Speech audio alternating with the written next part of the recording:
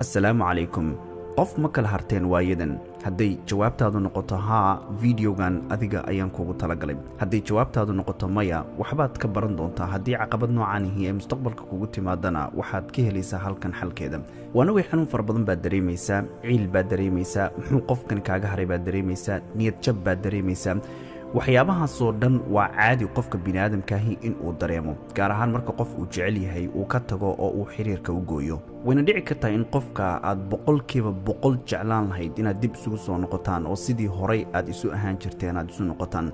haddaba waxaa jira waxyaabo keena qofku in uu kaa fogaado qofka in aad fursad kastood ku heli lahaydba ay macquul kuu noqon weydo in qofku jaritaankii uu ku jaray ma ahane mid ka sii daran inuu ku sii jaro taasoo adiga dhaawac qalbigaaga u keeni karta haddaba waxaan videogan kugula wadaagi doonaa 4 su'aalood oo ay tahay in aadan weydiinin qofka xiriirkaaga jaray qofka kaa tegay si kale haddii loo dhigo 4 su'aalood weydiintoodu waxay keentaa in dhaawacaagu uu sii kordho fursad kastoo qofka haddayba jirtaba aad dib isugu heli lahaydeenna in ay sii fogaato isaguna intii uu ku jaray ka badanba in uu ku sii jiro haddii si kale loo dhigo wakhtigaa kugu tira badanaya aad ka bogsanaysid xanuunka aad dareemaysid hadda su-aasha koobaadna waxay tahay ma isbedeshay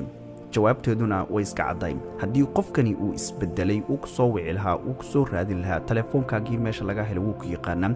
fariin cad oo muuqato kuu soo qori lahaa oo ku leeyahay inaan aniga adigu wada hadalno oo arrintayna dhex taal xallinno ayaan hadda diyaar u ahay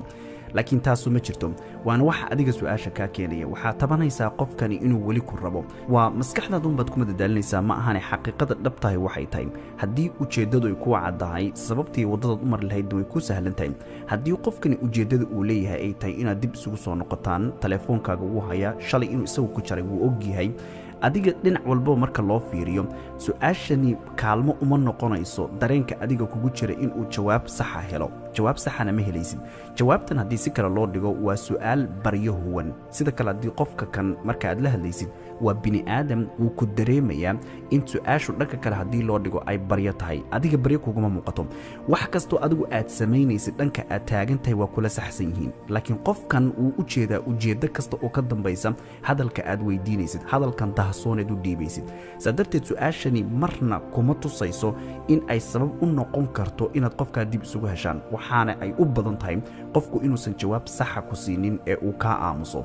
halkaa markaad su'aasha weydiisid inuu shibka yidhaahdo uusan waxba jawaab ka bixin ogow aamuskuba waa jawaab su-aasha labaadna waxay tahay qof miyaad la socotaa su-aashan markaad fiirisid laba waxyaaboodba qofka aad weydiinaysid aad kala harteen ee kaa haray ee kaa tegey way tusaysaa waa marka koobaad ee qofku wuu ku dareemayaa in aad dhaawacan tahay